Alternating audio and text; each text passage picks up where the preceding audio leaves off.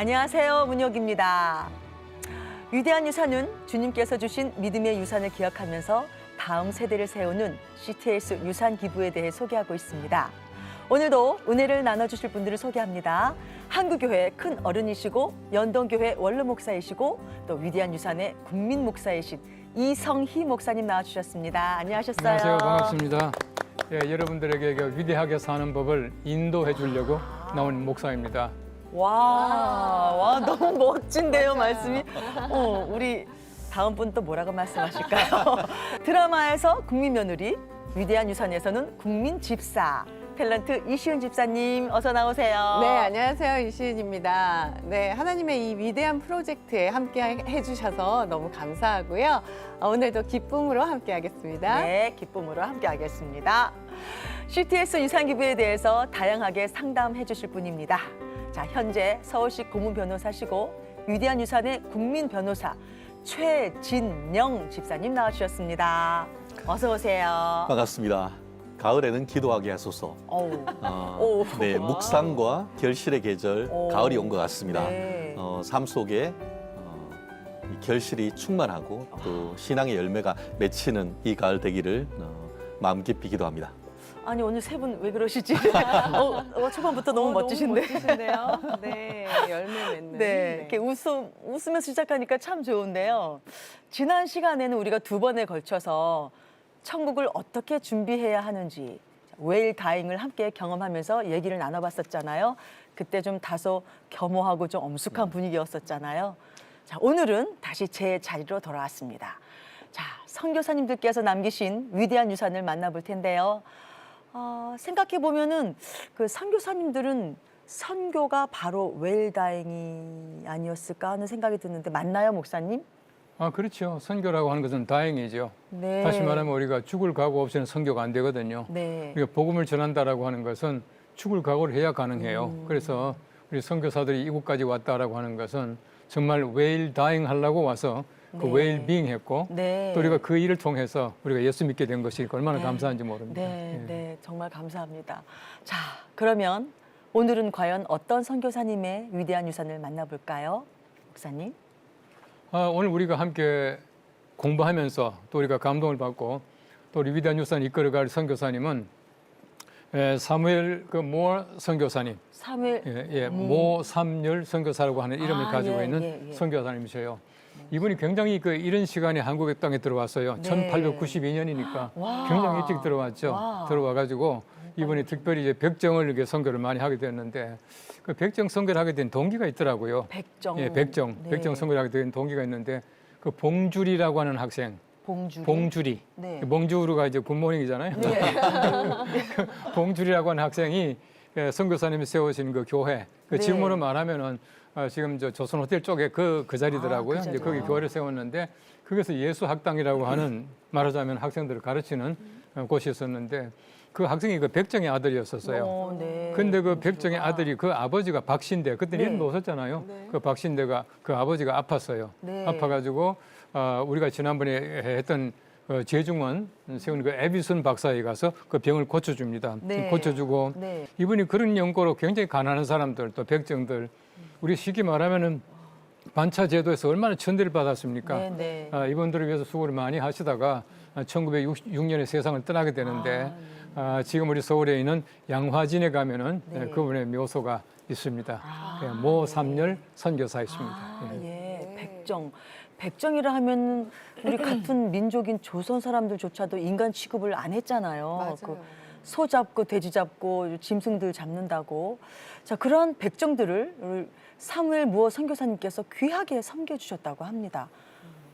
백정 섬기기가 쉽지 않았을 것 같은데 제가 드라마에서 맞아요. 백정을 다룬 그 소재로 한 드라마를 봤는데 아주 천시당하고 백정의 삶이 아주 어려운 걸 제가 봤는데 네, 맞아요. 혹시 이순 집사님 연기하시다가 뭐 백정과 대사한 적 있으세요? 저는 다행히 이렇게 안방 마님 역할을 많이 예. 네, 그런 역할을 다행히 많이 주셔서 했는데 네.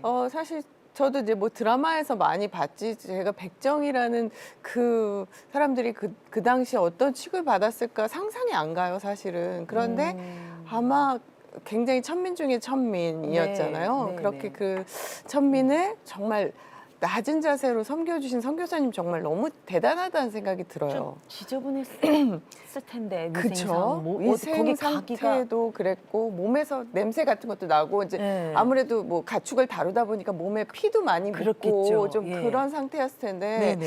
그런 분들을 진짜 사랑으로 품어주셨잖아요. 선교사님이 그 정말 진짜 쉽지 주님의 사랑을 이제 전해주신 몸소 전해주신 게 아닌가. 그래서 아마 그분들도 그 사랑을 받고 네. 또 힘입어서 그런 사랑이 흘러가지 않았을까 싶은데요. 네. 자, 우리가 지금까지 그 서양 선교사님들께서 우리나라에 오셔서 양반부터 평민까지 복음을 전하셨다고 저희가 배웠잖아요. 근데 특별히 그 백정들을 위해서 섬기신 선교사님은 처음이시죠, 그죠? 예, 그렇습니다. 사실 조선 시대 말기였던 네, 것 아니겠습니까? 조선 시대 같은 경우에는 우리가 신분 사회로서 사, 농, 공, 상.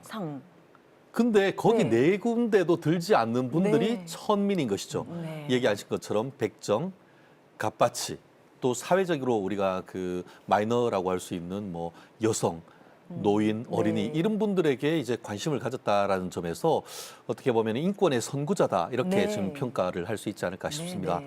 특히 이분들 같은 경우에는 옛날에 반상의 구별이 워낙 엄격했다 보니까 교회를 만들어도 네. 이 양반들이 저래도 쌍놈을 넘어서 오. 천민하고 어떻게 예배를 드리냐 이런 그 상황이었다는 것이죠.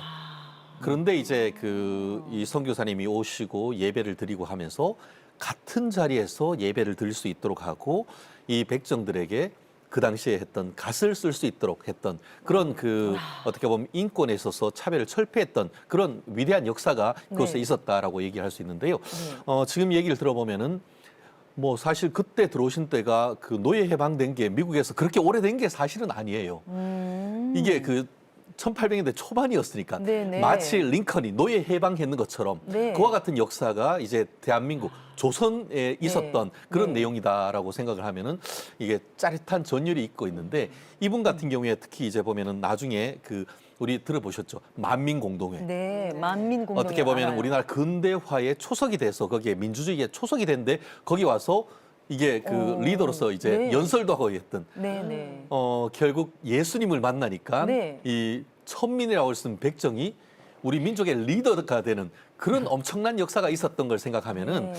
지금 이 선교사님 같은 경우에는 우리 민족의 어떻게 보면 인권과 또 천민 해방의 어떤 씨앗이었다 네. 이렇게 평가하는 것이 정당하지 않을까 생각합니다. 신분 계급이 깨져야 진짜 예수님 사랑이 전달된 거잖아요. 그게 어떻게 양반이 어떻게 예배를 너희들은 이러면 안 되는 거잖아요. 그리고 제대로. 이걸 보면서 어떤 걸 느꼈냐 하면은 우리 성경 말씀 복음이란 것이 거기에 보면은 뭐 구약은 공의의 하나님, 뭐 네. 이 신약은 사랑의 하나님이라 하듯이 그 근저에는 우리 근대화의 어떻게 보면 핵심 가치라고 할 수 있는 평등, 어떻게 보면 정의, 박애 이런 정신이 성경에 다 그대로 있고 네. 그 어떤 예수님이 말씀이 우리나라에 도착하고 나서 네. 신분제가 깨지고 네. 근대 사회가 태동했는 그렇다는 점에서 단순히 어떤 정교사적인 측면뿐만 아니고 정치사적인 측면에서도 네.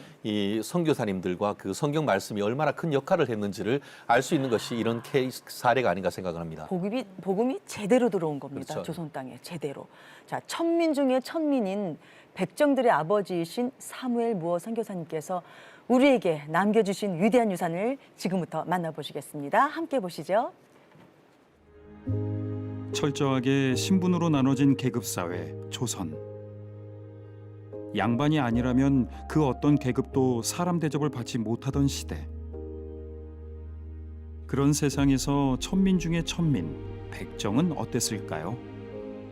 그들의 삶은 인간의 삶이라고는 볼 수 없을 정도로 처참했습니다.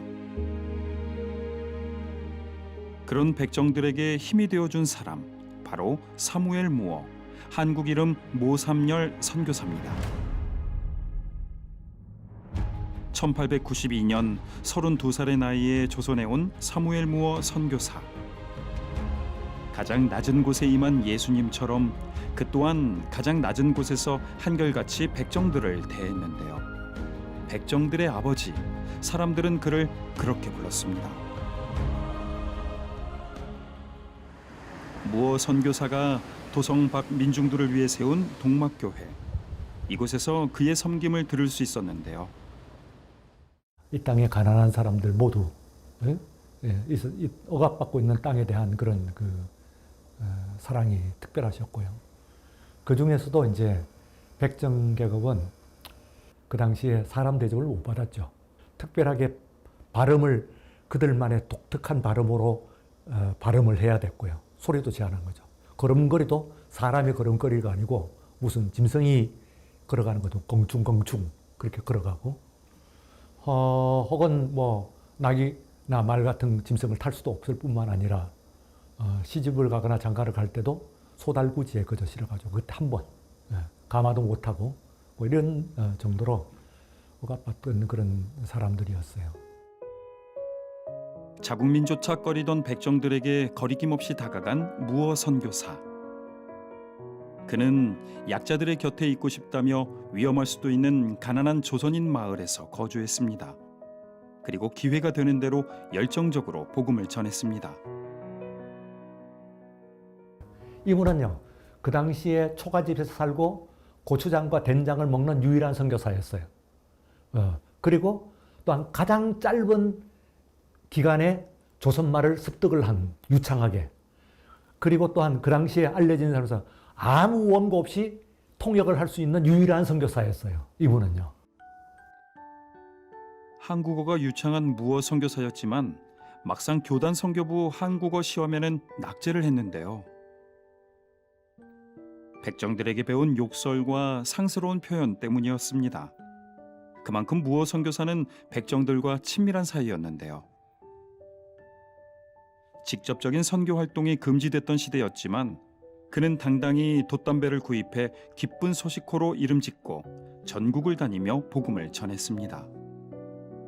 그렇게 8년이 지나고 25개의 예배 처소를 마련하는 기적과도 같은 일을 이루었는데요. 1893년 무어 선교사가 조선에 세운 첫 교회인 곤당골 교회. 현재는 승동교회가 그 유산을 받아 명맥을 이어가고 있습니다. 사무엘모 목사님이 교회를 여러 군데를 세우시게 됩니다. 그 중에 이제 첫 번째로 세웠던 교회가 저희 승동교회고 또 그리고 안동교회 그리고 신촌에 있는 대현교회 그리고 마포에 있는 동막교회라고 하는 교회를 대표적으로 그렇게 이제 세우시게 됩니다. 그래서 복음 사역에 제일 많이 큰 의미를 두고 당연히 그렇게 선교사님이시니까 사역을 하셨고 또 그리고 그 복음이 세상 가운데서 바른 형태로 증거되어질 때 그 영향력이 어디까지 미치게 될 것인가에 대한 부분들로 이런 백정 해방 운동이나 이런 부분들까지도 영향력이 미치게 됐다고 봅니다. 사무엘모 목사님이 이제 한국에 오셔서 주일학교 사역들을 이렇게 하는 중에 그 중에서 그 주일학교를 나오고 있던 아이 중에서 봉출이라고 하는 백정의 아이가 있었습니다. 아이의 아버지가 박성춘이라고 하는 분인데 이분이 당시에 바이올린 티푸스가 걸리셔가지고 사경을 헤매시게 됩니다. 그래서 그 아들 봉출이가 사무엘 무어 선교사님을 찾아가서 우리 아버지를 좀 고쳐주십시오라고 그렇게 도움을 요청하게 됩니다. 그랬더니 사무엘 무어 목사님이 당시에 고종에 어이셨던 에비슨 선교사님을 모시고 백정 박성춘의 집으로 가시게 됩니다. 그리고 극진히 그 백정을 왕의 어이가 고쳐주시게 되죠. 그래서 그 과정에서 이 박성춘이라고 하는 백정이 마음에 큰 감동을 받고 그리고 교회를 출석을 하게 됩니다. 그 백정들과 함께 예배를 꾸준히 그렇게 드리니까 박성춘이라고 하는 이 백정이 마음에 더 감동이 되어져 가지고 많은 사람들을 백정들을 전도를 하게 됩니다. 그래서 교회가 부흥하게 됩니다. 한 140여 명 정도 가량의 백정들이 가득 차서 이제 예배를 드리게 되는 그런 일들이 생겨지게 됩니다. 그리고는 이제 그렇게 예배를 드리면서 그 사무엘 무어 선교사님에게 박성춘 이 백정이 부탁을 한 일이 뭐냐하면 우리도 하나님 앞에서 같은 사람일진데 갓과 망건을 쓰고 예배를 드릴 수 있게 해주십시오. 무어 선교사와 에비슨 선교사의 노력으로 1895년 고종의 백정 차별금지 칙령 반포, 끊을 수 없을 것 같았던 족쇄를 끊고 마침내 백정들은 해방됐습니다.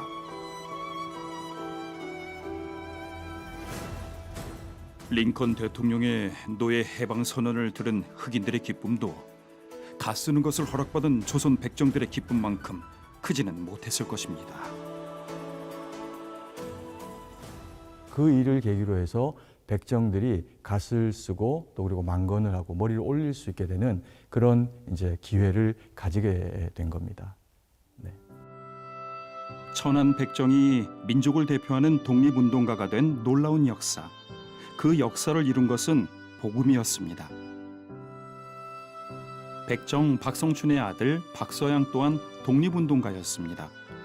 대한제국 최초의 외과 의사인 그는 만주에 병원을 세워 독립군을 치료하며 민족의 아픔을 함께했습니다.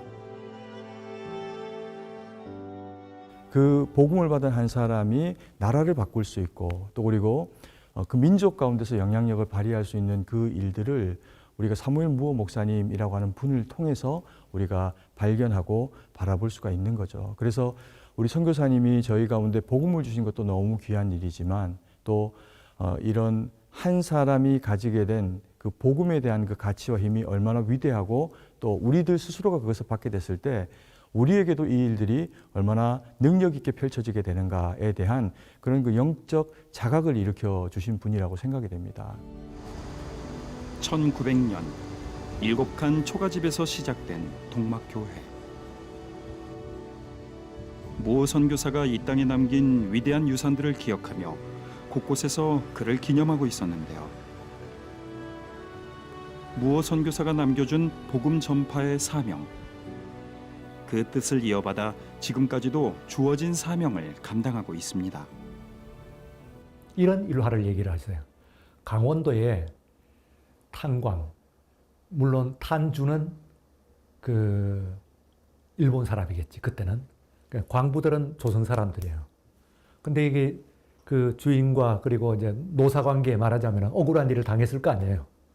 그럼 이 광부들이 이제 대표를 뽑아가지고 서울에 이것을 자기들이 이제 억울한 사연을 좀 해결해 달라고 호소를 하러 미국 선교사를 찾아왔어요. 조선은 이제 다 뭐 나라가 망한 거니까 소용이 없고. 그런데 그 당시에 이미 언더우드나 아펜젤러나 유명한 선교사들이 있다 이거죠. 그런 이 선교사들이 있는데도 불구하고 강원도에서 억울함을 호소하기 위해서 왔을 때, 근데 이 사람들이 누굴 찾아왔느냐 하면은 사무엘 무어 선교사를 찾아왔죠. 사무엘 무어 선교사를 찾았다는 이야기는 전국에 우리들의 억울한 사정을 해결해 줄 사람이 미국 선교사 중에서도 다름 아닌 사무엘 무어 선교사다. 이런 것이 전국에 알려져 있다는 그런 이야기다. 그게 얼마나 중요한 이야기냐. 여기서 우리가 그냥 주장하는 거하고 전국에 그렇게 다 인식이 되어 있다는 거하고는 얼마나 다른 이야기냐. 뭐 한국 사람들하고 같이 먹고 자고 뒹굴고 빨리 조선말하고 같이 어울리고 교회를 많이 세우고 그리고 불상을 깨트리고 그 불쌍한 사람 보면은 참을 수 없어가지고 그 사람을 억제도 해가지고는 어떻게든 고쳐주고 뭐 이런 그것을 전부로 종합을 해보면은 아 사무엘 무어라고 하는 사람은 어떤 사람이다 하는 것을 알 수가 있어요. 예. 민초 아래쪽에 있는 사람들 이런 사람들의 입장에서 그 역사를 해석하려고 하는 흐름들이 현대 역사학의 한 그 흐름인 건 분명하잖아요. 그런데 그렇게 봤을 때는 가장 대표적인 분이다. 예. 이분을 빼놓고는 그 얘기는 할 수가 없다. 그렇게 평가를 되는 아주 중요한 분. 가난하고 억눌린 백성을 위한 전도자. 복음을 통해 세상과 사람을 변화시킨 무어 선교사. 그가 이 나라에 베푼 사랑과 섬김이 우리에게 남겨준 위대한 유산입니다. 네. 저 여태 동영상에서 이렇게 말씀하신 목사님들 중에서 제일 흥분하시고 제일 기뻐하시고 자랑스러워하시는 모습을 보았는데요. 자, 사무엘 무어 선교사님은 조선이라는 낯선 땅에 오셔서 정말 가장 낮은 데로 찾아가신 분이십니다. 자, 백정들에게 인간의 존엄성을 알려주셨대요. 당신은 사람이고 인간입니다. 자, 백정들이 내가 사람이고 인간이구나. 그걸 알고 나서 교회로 몰려왔다고 합니다. 8년 만에 25개의 예배 처소를 마련할 정도로 부흥을 이뤘다고 합니다. 사무엘 모 선교사님이 백정들에게 정말 굿뉴스, 복음을 전해준 것이 아닌가 싶습니다, 목사님. 네, 그렇죠. 우리가 예수 그리스도가 누군지 아는 그 자체가 좀 행복한 것인데 우리 사무엘 모 선교사님을 통해서 우리 백정이 벌써 그 선교사의 어떤 그런 말씀을 듣는다는 그 자체가 굉장히 또 요즘 말하면 힐링이 되었을 거예요. 네. 예수님께서 이 땅에 오셔서 부자들이나 높은 고관들이나 이런 사람이 아니고 네. 낮은 사람, 특별히 성경 말씀 보시면은 그 세리와 창기의 친구라 그러잖아요. 네, 네. 그 당시에 가장 천민들, 그 천민들과 예수님이 함께 하신 것처럼 우리 선교사님들이 오셔서 우리 가난한 자들, 병든 자들, 또 신분이 낮은 자들 네. 이런 분들의 복음을 전하게 되는데 실제로 자신들의 어떤 복음, 그 신분이 낮기 때문에 복음이 훨씬 더 기쁜 소식일 거예요. 네. 예. 네. 그러니까 이제 선교사가 와서 자기들을 만나주는 그 자체가 굉장히 큰 감동이었을 것이고 그랬을 네. 겁니다. 그 네. 예수님께서 하신 방법대로 선교사들이 와서 가난한 자들, 병든 자들, 신분이 참 약한 자들 이런 분들에게 왔다고 생각되어져요. 네, 네, 네. 자, 사무엘 모 선교사님, 우리나라 이름으로는 모삼열 선교사님. 자, 통역이 필요 없을 정도로 한국말로 설교를 너무 잘했다고 인터뷰에 나왔는데요. 그런데 말입니다. 재미있는 게 말입니다. 백정들에게 욕을 배워서 교단 선교부 그 한국어 시험에서는 낙제를 하셨다고 합니다. 욕을 배워서 설교를 하셨다고요?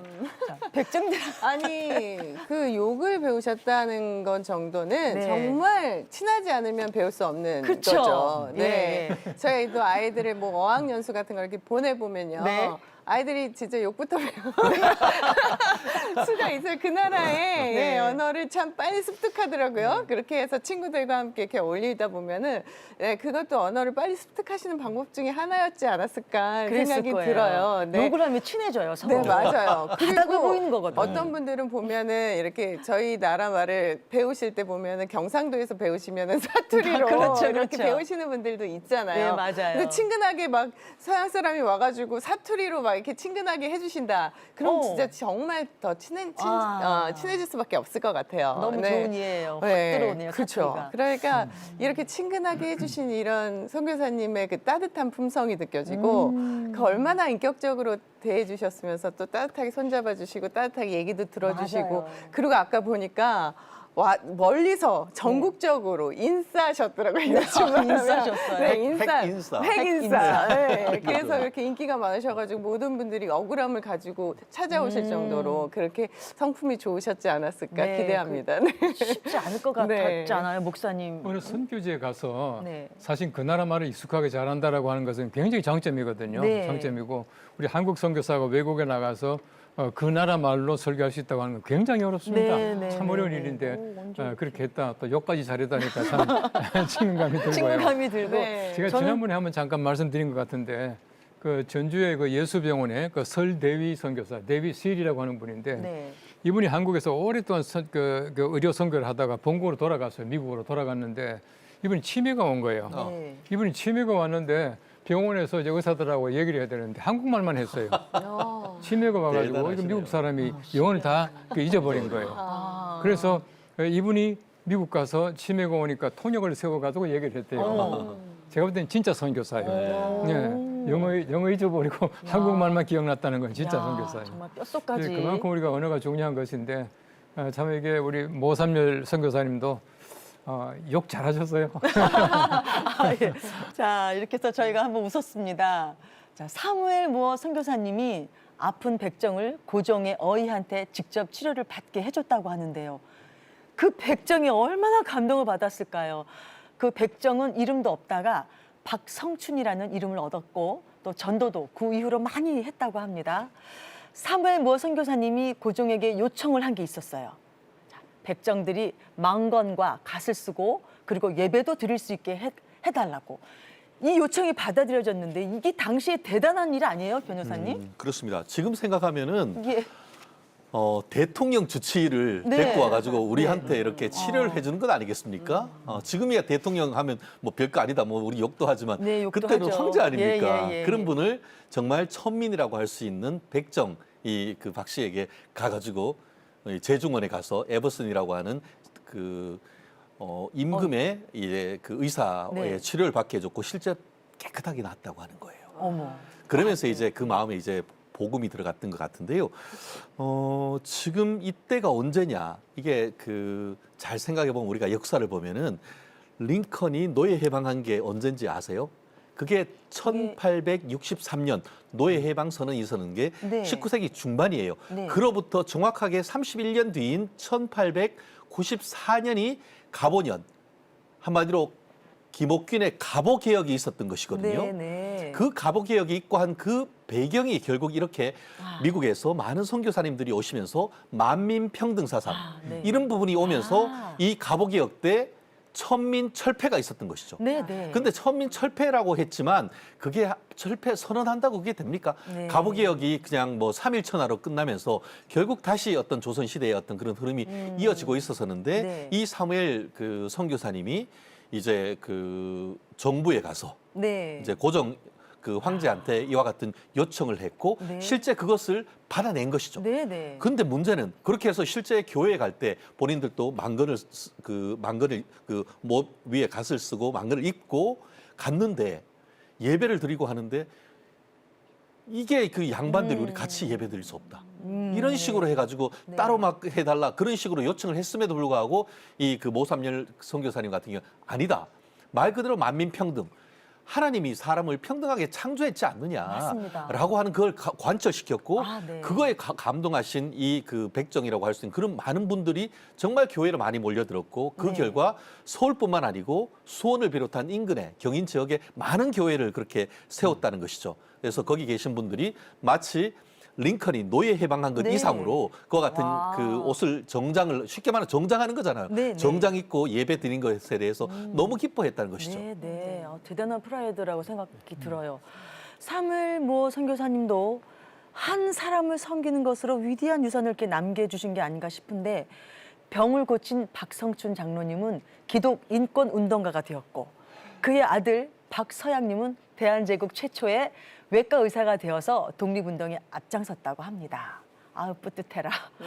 선교사님께서 뿌린 그런 복음의 씨앗이 아들에게까지 이어져서 그 아들이 뿌린 씨앗이 또 우리가 이렇게 풍요를 누리고 있는 게 아닐까 싶어요. 집사님 생각은 어떠세요? 맞아요. 네. 맞아요. 예. 아, 그런 씨앗을 뿌려야 할 텐데요. 맞아요. 네, 저희 아이들도 보고 또 저도 이제 엄마 입장에서 이렇게 좋은 분이 계셨으면 좋겠다. 네, 네, 저희 네. 아들을 좀 만나게 했으면 좋겠다 이런 생각이 들 정도로. 네, 그리고 이 말씀을 들으니까 저도 이게 교인이고 성도잖아요. 그런데 정말 저는 어떤 씨앗을 뿌릴 수 있을까 이렇게 다시 한번 되돌아보는 시간도 되는 것 같습니다. 그러니까요. 우리도 자꾸 주는 삶을 살아야 되는데. 사무엘 선교사님께서 기쁜 소식? 돛담배를 구입해서 한강과 바닷길로 전도를 한 모습을 봤는데요. 자, 어떤 기록에는 3개월 동안에 60여 개의 마을을 방문하고 1,000km가 넘는 거리를 걸어서 복음을 전했다고 합니다. 1,000km를 그 신발도 딱딱했을 텐데 얼마나 물집 생기고 그 얼마나 아프셨을까. 그 복음의 길이 바로 위대한 유산의 길이겠죠, 목사님? 그렇죠. 제가 이제 이 장면을 이렇게 연상해 보면서 네. 그런 생각을 했거든요. 우리 예수님이 길이잖아요. 네, 네. 내가 곧 네. 길이다 그러지 않습니까? 네. 예수님께서 길이신데 그 길을 열어준다고 하는 것은 곧 거의 기쁜 소식이고 그것이야말로 위대한 유산이라고 생각되어져요. 사실 우리가 길을 연다고 하는 것은 굉장히 중요한 의미를 가지고 있거든요. 네. 제가 오래전에 대만에 갔을 때에 그 대만의 김아무개 선교사님께서 오랫동안 계셨어요. 근데 그분이 하는 얘기가 자기가 볼 때는 중국, 이 큰 그 중국 대륙이 공산화된 것은 선교학적인 의미에서 볼 때는 굉장한 하나님 은혜라 그러더라고요. 네. 그 뭐냐면은 공산당이 아니면 할 수 없는 그 일을 했는데 네. 첫째는 뭐냐 하면은 공산당들이 산골짜기 길을 다 닦았다는 거예요. 물론 군사도로지만은 길을 닦음으로 말미암아 선교가 용이해졌다. 네, 네. 두 번째는 중국이 얼마나 소수민족이 많습니까? 다 다른 언어를 쓰고 있는데 소위 말하는 중국 본토, 그 만다린으로 통일시켰다는 거예요. 그 선교학적으로 굉장히 중요한 의미를 가지고 있다. 이렇게 말하는데 이 길을 닦는 것은 굉장히 중요한데요.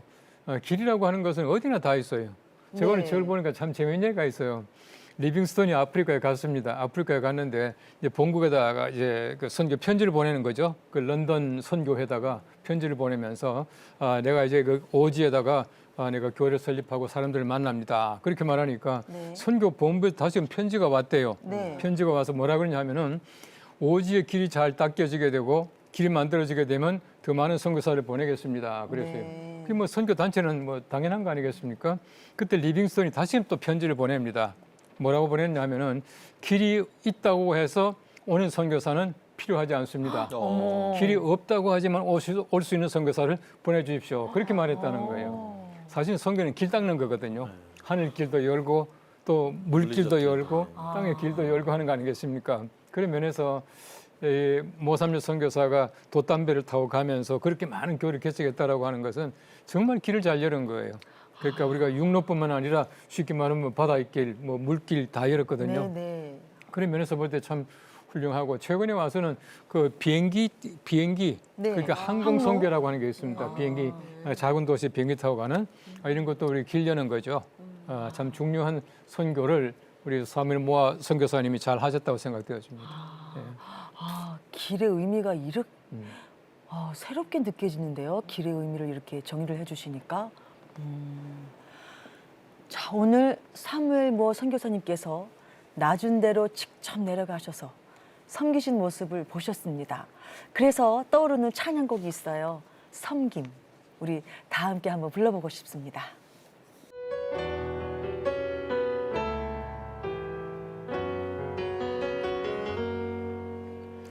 하늘의 영광을 다 버리고 낮은 이곳에 내려오신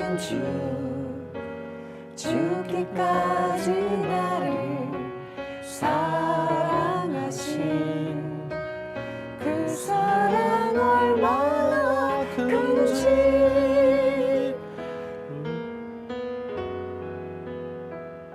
우리가 높아지면 그가 낮추시리 우리가 낮아지면 그가 높이시리 하나님이 원하시는 세상으로 나 자신을 낮추는 섬김으로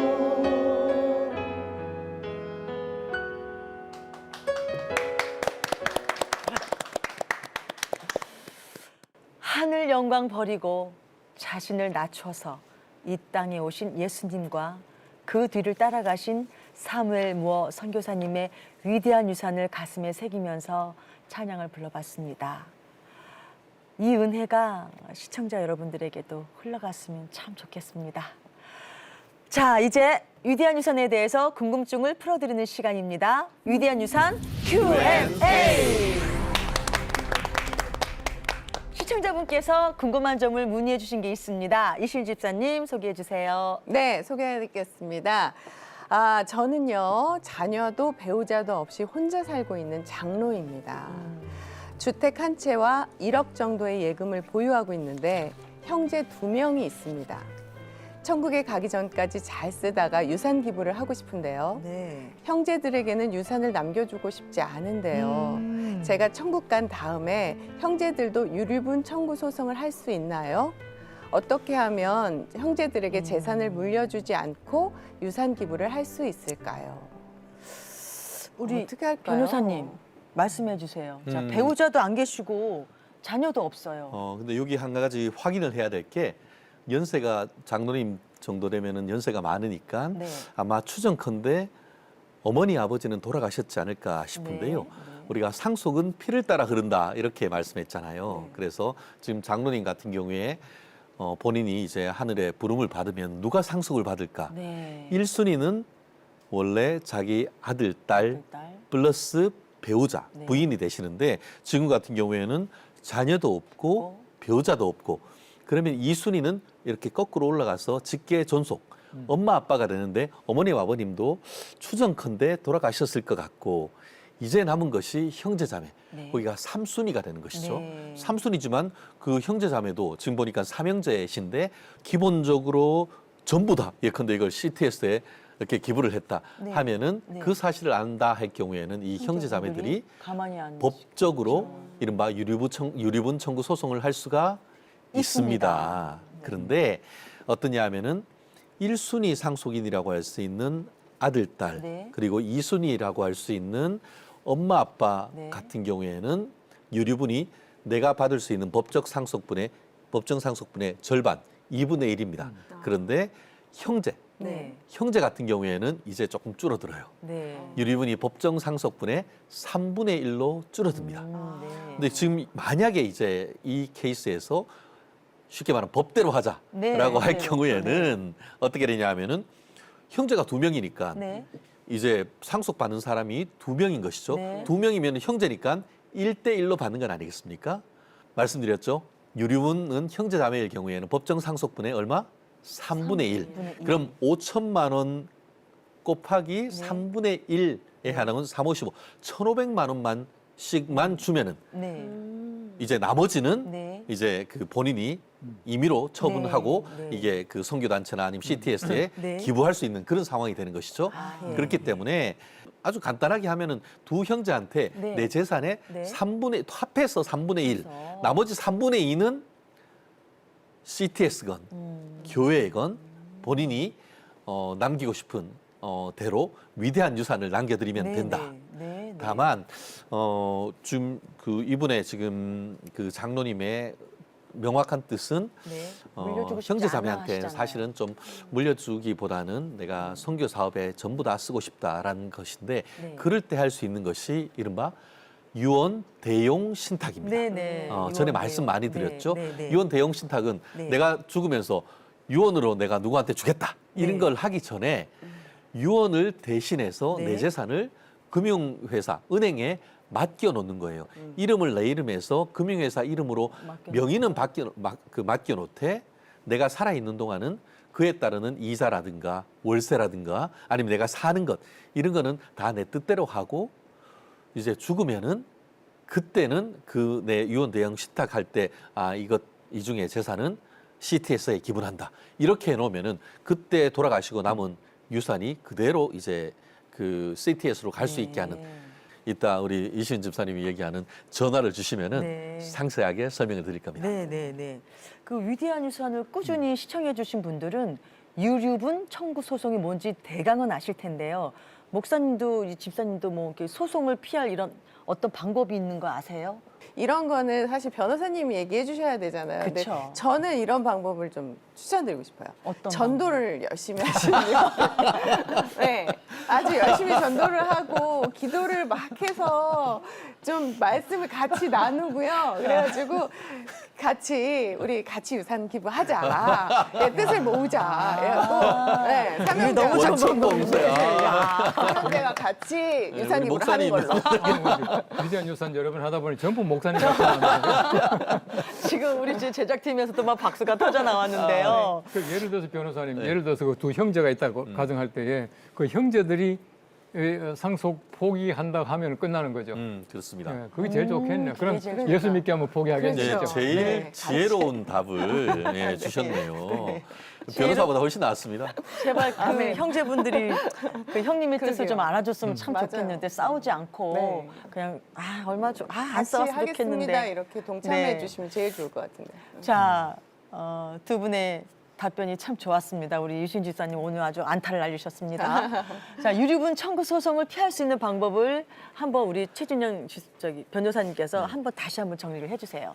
국민 변호사의 컨설팅 타임입니다. 네. 유류분 소송을 피하는 방법, 뭐 태양을 피하는 방법보다 훨씬 더 쉽습니다. 쉬워요? 한 4가지 방법이 있는데요. 아주 간단하게 말씀드리자고 하면은 첫 번째는 네. 내가 유언을 할 때 유류분을 계산해서 빼고 유언을 해서 내가 조금 더 챙겨주고 싶거나 나한테 평생 살아가는 동안 많이 도와준 사람한테 조금 더 줄 수가 있어요. 네. 그 계산은 또 법조인들한테 좀 잘 계산하니까 맡기면 되는 것이고 그렇지 않고 또 생전에 네. 또 그런 것을 계산해 가지고 계산해서. 미리미리 증여해 주는 것도 한 가지 생전에 방법인 미리 것이죠. 증여해 주는 거. 건강하고 할 때 네. 뭐 미성년자 때 뭐 2천만 원까지는 그 증여세도 안 내고 할 수 있거든요. 그렇게 해서 10년에 뭐 몇 천만 원씩 할 수 있으니까 미리미리 좀 증여해 주는 것도 아주 지혜롭고요. 네. 또 세 번째 방법 같은 경우에는 내 가족들이 아니고 네. 교회나 CTS에 아. 기부를 하는데 네. 그때는 이 또한 돌아가시기 전에 미리미리 기부를 해놓으면은 상당히 좋습니다. 그것도 왜냐하면 미리미리. 민법에 보면은 제3자한테 기부한 경우, 증여한 경우에는 네.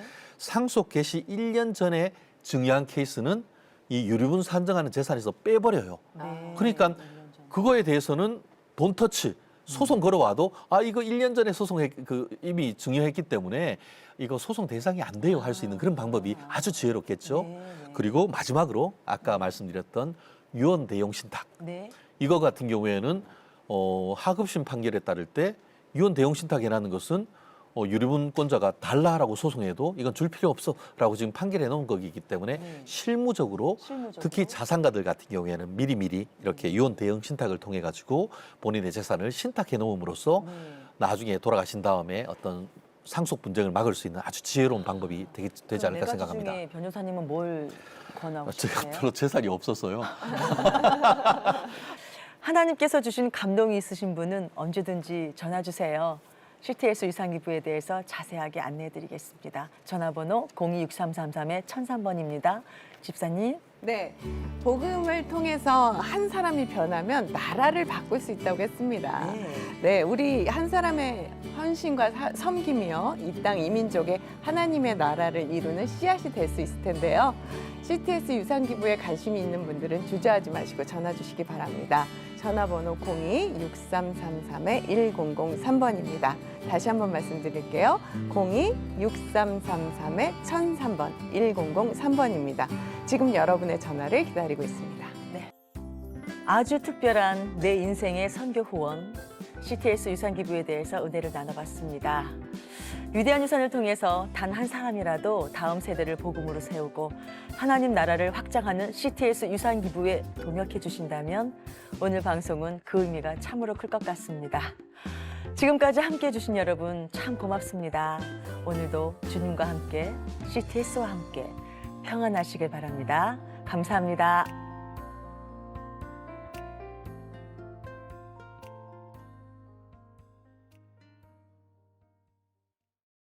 이 프로그램은 여러분의 미디어 선교 후원으로 제작되었습니다. 선교는 사명, 후원은 동역. 당신도 복음을 전할 수 있습니다. 선교 후원 02-6333-1003번